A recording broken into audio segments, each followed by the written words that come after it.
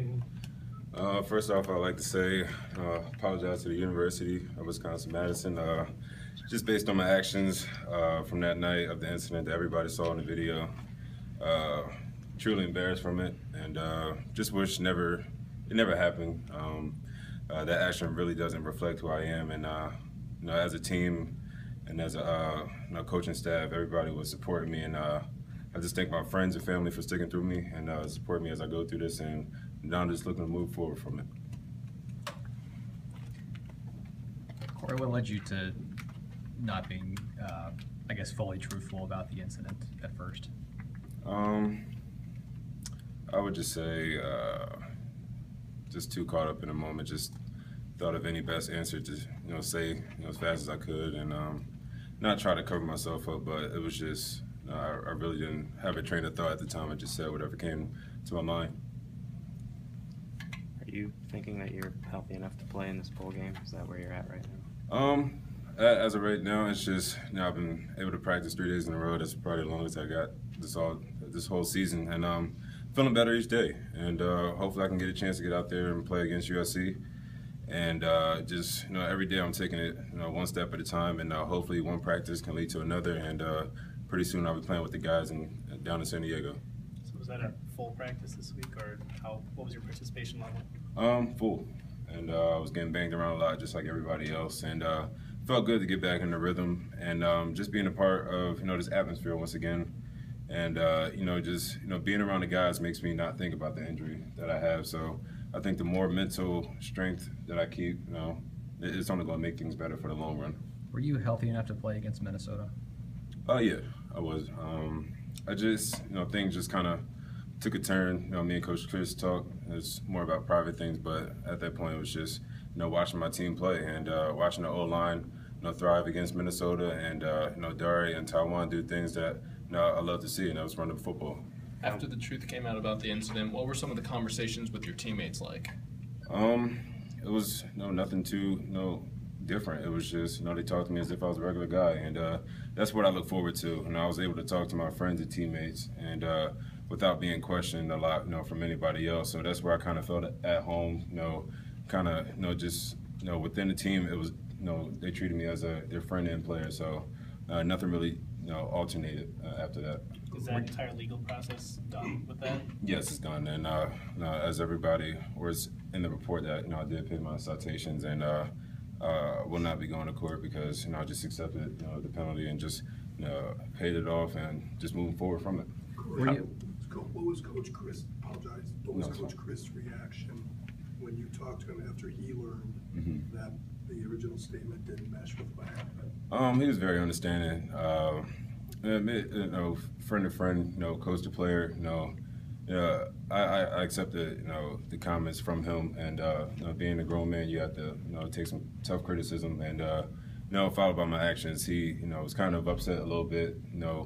He was saying, at least tell me the truth. I'm going to help you out in the long run, and I kind of wish I didn't skew my story a little bit, but like I said, it's a mistake that I hope to learn from, move forward from it, and Coach Chris was been a great part of this, and if anybody from this situation I could look up to is him, and it's been nothing but a positive role model on how to handle these situations, and just being thankful that I'm still part of this team. Being that the injury was to your hand, was that affecting workouts at all? No, I still was able to play and work out as much as I could, and hand really didn't pull me back too much. How important is it for you to, if you can play in this game, use it as a springboard for next season? It's going to be a very, very big game, and just trying to roll into next season and just play as if I don't have an injury, and by that time I'll fully be healed up. I just think time isn't on my side, but if I'm just playing through it, and a lot of guys aren't playing this game 100%, just got to suck it up sometimes. Are you 100% coming back next year now? Is that decision been made? Yeah, coming back next year, for my senior year, and just hoping to not recap on the season, but build for a better season that I thought I would have this season, and I just want to get back out there with the team, and hopefully we can make the playoffs next year. When did you make that decision you were coming back? I thought about that, probably the 5th game of the season, and when I really wasn't able to play, and I was just like, And this year is really a waste to me, and I really can't do anything. So why even try to put myself out there to try to go to the next level when I haven't really put out much tape? Only played 2 years, as a backup, and I really didn't get the primary role that I wanted to play in. So I was really fooling myself if I thought I was gonna go to the next level already. Did you ask for an evaluation? Did you? No, I didn't even bother to do an evaluation. I talked with Coach Chris, Coach Settle, and they were just understanding, and they kind of knew right off the bat that I was coming back, and they could see that, so it wasn't too surprising to them. Are you eager to put this year behind you, given what you had hoped it would be and where you're at right now? Yeah, I'm just waiting for the ball drop for 2016 to come already. Not really liking 2015 too much, and I don't think it's liking me either. So I just can't wait to get in, to winter workout, spring ball, and summer, and just get back into it, and just push all this behind me because, like I said, this whole incident doesn't really reflect who I am. You had some lofty goals coming into this season. What are some of your goals for you next season? To play. And that's primary. Just to play the #1 role that I dreamed of doing, and putting this, grabbing the guys around me, and just putting this team on the path that we should be, and that's making it to the playoffs, beating these high-ranked teams like we got Ohio State and everybody else coming to the house next year, and I'm very excited, but really can't focus on that too much. We still got another game to play in San Diego. With the young offensive line, are you excited with the progress these guys have made? Oh, very excited, and Coach Rudy's doing a great job with those guys, and too excited, and wouldn't be right without those guys coming up. They fought through a lot of adversity, being a young line, and you can see the growth that they had from game 1 to this game. And I think another season is only going to make those guys better, and thrilled to see how they're going to come out.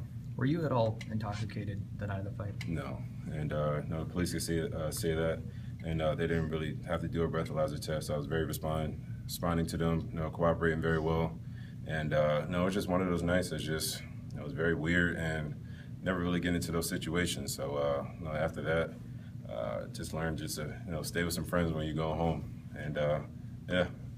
You haven't seen those people at all or anything like that, or?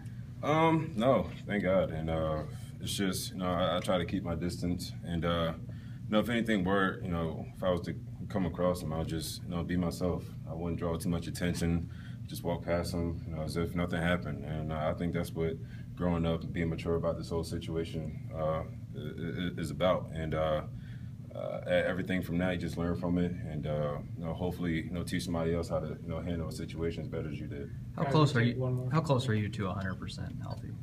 I'll say right now, I'll say a good, still 85, and I just I feel as if time is only going to heal this process after this bowl game, and it's going to take some time off, do a lot of strength and conditioning, and some rest in between that, and just to get back to the 100% that I know I can get to.